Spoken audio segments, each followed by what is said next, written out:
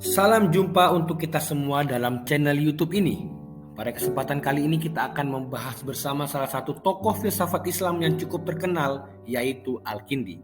Bagaimana kisahnya? Alangkah baiknya jika kita langsung melihat secara keseluruhan. Al-Kindi lahir di Kufah, Irak pada tahun 801 dan mengenyam pendidikan di sana. Pada masa pendidikannya, Al-Kindi belajar Al-Quran, ilmu teologi, ilmu hitung, dan juga fikih. Al-Kindi kemudian pindah ke Baghdad, Irak. Di Baghdad, Al-Kindi memberi perhatian pada filsafat dan mengkaji pemikiran-pemikiran yang berkembang pada saat itu. Atas apa yang Al-Kindi lakukan, ia dapat dikatakan sebagai orang pertama yang memperkenalkan filsafat ke dalam pemikiran Arab, sehingga ia diberi gelar filsuf bangsa Arab. Ada beberapa karya-karya yang dilakukan oleh Al-Kindi, antara lain menerjemahkan secara langsung gramatika Yunani dan mengambil alih istilah Yunani dan menjelaskan dengan bahasa Arab murni. Ada lagi karya terbesar yang dilakukan oleh Al-Kindi, yaitu menyelaraskan agama dan juga filsafat. Bagaimanakah caranya?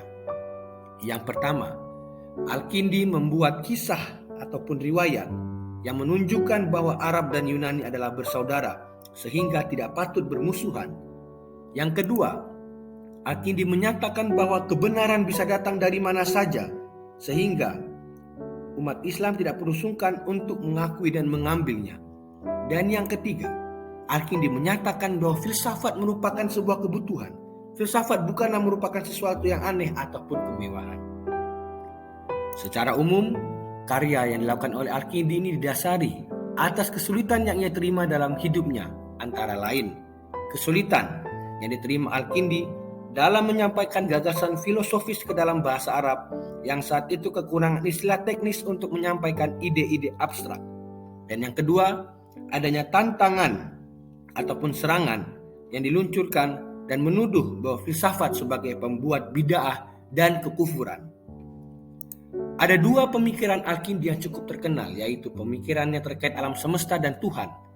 Dalam pemikirannya terkait alam semesta, Al-Kindi setuju tentang proses penciptaan semesta dari yang tiada atau creation ex nihilo. Al-Kindi merumuskan teori alam semesta ini dengan menggunakan prinsip-prinsip Aristoteles. Ada dua prinsip Aristoteles yang ia gunakan. Yang pertama, bahwa sesuatu yang tidak terbatas tidak dapat berubah menjadi terbatas yang berwujud dalam bentuk yang aktual. Dan yang kedua, bahwa materi, gerak, dan waktu muncul secara serentak. Inilah pemikiran Al-Kindi terkait alam semesta. Dalam pemikirannya terkait Tuhan, Al-Kindi merumuskan bahwa Tuhan adalah sesuatu esa yang sejati. Keesaan Tuhan tidak mengandung kejamakan, sedangkan esa-esa yang lain selalu berkonotasi kejamakan. Tuhan adalah wujud sempurna yang tidak didahului oleh wujud yang lain. Tidak berakhir wujudnya, dan tidak ada wujud kecuali Tuhan itu sendiri. Mengapa Tuhan itu dikatakan sebagai wujud yang sempurna? Hal ini nantinya dirumuskan oleh Al-Kindi dalam sebuah pemikiran teologisnya yang ia namakan dengan teologi negatif. Menurut Al-Kindi, untuk memahami Tuhan haruslah secara negatif dan menggunakan kata tidak. Sekali lagi, menggunakan kata tidak. Untuk itulah Tuhan dikatakan sebagai wujud yang sempurna, karena Tuhan tidak dapat dipahami oleh akal.